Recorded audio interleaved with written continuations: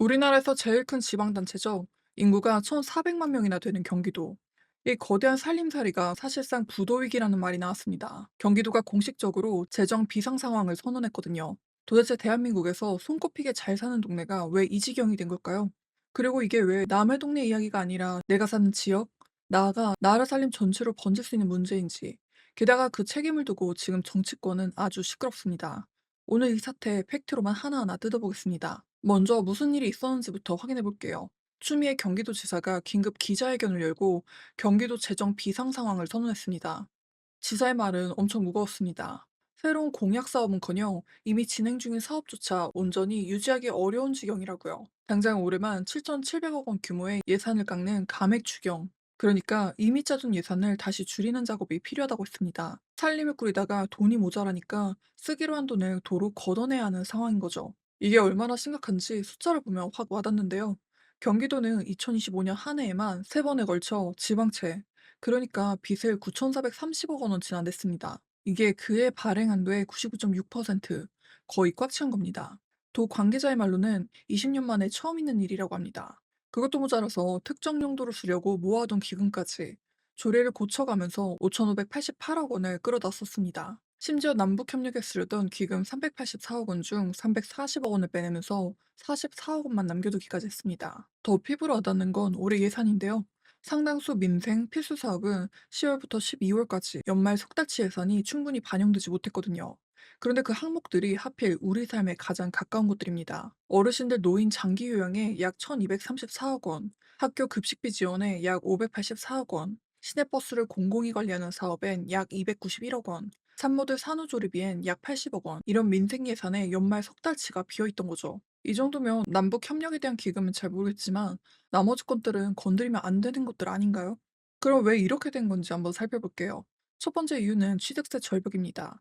경기도 살림의 절반 이상이 부동산을 사고 팔 때 내는 취득세에 기대고 있거든요. 그런데 부동산 거래가 얼어붙으면서 이 취득세가 확 줄었습니다. 2022년에는 약 11조 원이던 게 2026년엔 약 8조 1천억 원으로 약 26%가 빠졌습니다. 기대를 걸었던 3기 신도시 취득세도 6,500억 원쯤이 들어올 줄 알았는데 2,300억 원 수준으로 쪼그라들었고요. 수입의 큰 기둥 하나가 휘청인 겁니다. 여기에 이런저런 세금을 붙여대니 취득세를 감면하려는 꼼수가 암암리에 퍼지고 있고요. 두 번째 이유는 그동안 빚으로 버텼다는 겁니다.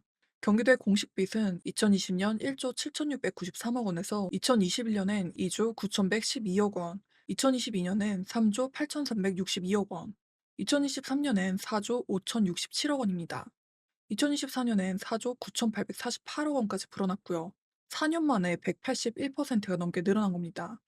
게다가 추미애 지사 인수위원회는 기금에서 빌린 돈과 앞으로 낼 이자까지 다 합치면 실제 부담은 7조 원에 이를 거라고 봤습니다. 수입은 줄어드는데 빚은 쌓여 있으니 어느 순간 한계에 부딪힌 겁니다. 그런데 수입이 줄고 빚이 느는 것만으로도 설명이 부족합니다.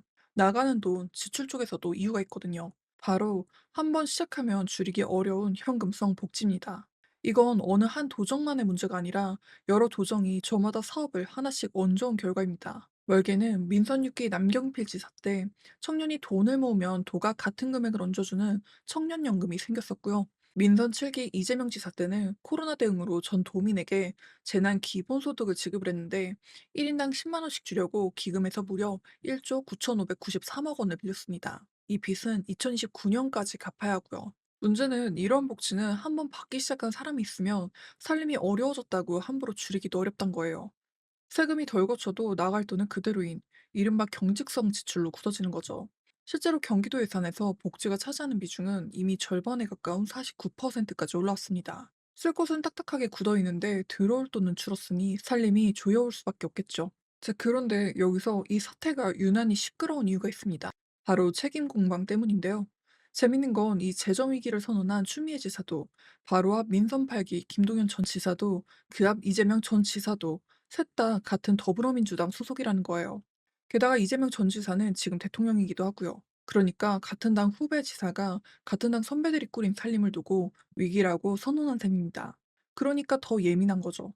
먼저 추미애 지사 쪽 이야기를 들어볼게요. 지사는 위기의 화살을 바로 앞 도정, 그러니까 민선 8기 김동연 도정으로 겨눴습니다. 예산이 부족하다는 이유로 필수 사업 예산을 12개월이 아닌 9개월분만 잡고, 이런 심각한 사실을 공직사회 내부에서조차 제대로 공유하지 않았다는 거죠. 한마디로 위기를 뻔히 알면서도 근본 대책 없이 임시방편으로 가리다가 손쓸 골든타임을 놓쳤다는 겁니다. 그러자 곧바로 반격이 나왔는데요. 개혁신당 이준석 대표는 이렇게 꼬집었습니다. 추지사 본인이 재정위기는 하루아침에 생긴 게 아니라고 했는데, 그 하루아침이 아닌 8년을 이재명 지사와 김동연 지사가 맡았다. 그런데 왜 민선 팔기만 지목하느냐고요. 실제로 이 빚이 가장 가파르게 늘어난 건 이재명 지사의 마지막 해였습니다. 딱 한 해만 64.5%가 뛰었거든요. 국민의힘 쪽에서도 이재명 도정이 재난지원금을 주느라 기금을 끌어쓴 건 책임이 없느냐고 맞받아쳤습니다. 그럼 진짜 책임은 누구한테 있는 걸까요? 지금까지 본 걸 종합하면 제가 한 사람 탓으로 몰아가기는 좀 힘들고요. 들어올 돈은 취득세에 지나치게 기댔다가 절벽을 만났고, 나갈 돈은 여러 도정을 거치면서 줄이기 힘든 복지로 굳어졌고, 그 사이에 빚으로 메워온 게 겹겹이 쌓인 결과이기도 하거든요. 숫자로도 드러납니다. 2022년부터 2026년까지 경기도 예산은 19%가 넘게 늘었는데, 그걸 떠받칠 취득세는 오히려 거꾸로 줄었습니다. 쓸 것은 느는데 들어올 돈은 주는 구조적인 엇박자가 바닥에 깔려 있는 거예요. 그래서 추미애 지사는 네 가지 해법을 내놨습니다. 첫 번째는 지사부터 고위공직자들 업무 경비를 깎고 세출을 강도 높게 구조 조정한다.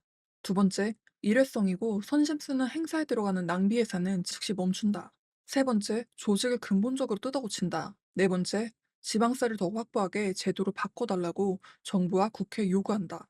하지만 야당인 국민의힘은 곱게 보지 않았습니다. 국민의힘 경기도당은 도민이 궁금한 건 위기 선언이 아니라 위기가 시작된 원인이라면서 재정은 정치적 구호가 아니라 숫자로 말한다고 했고요.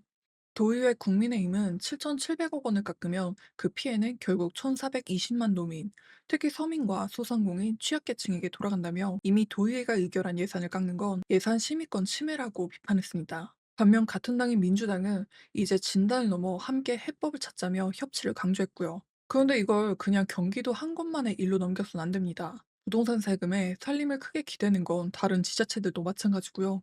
부동산 거래가 얼어붙어 세수가 줄어드는 것도 전국적인 흐름이거든요. 오죽하면 이준석 대표는 경기도의 재정 위기는 대한민국 국가재정 위기의 예고편이라고까지 했습니다.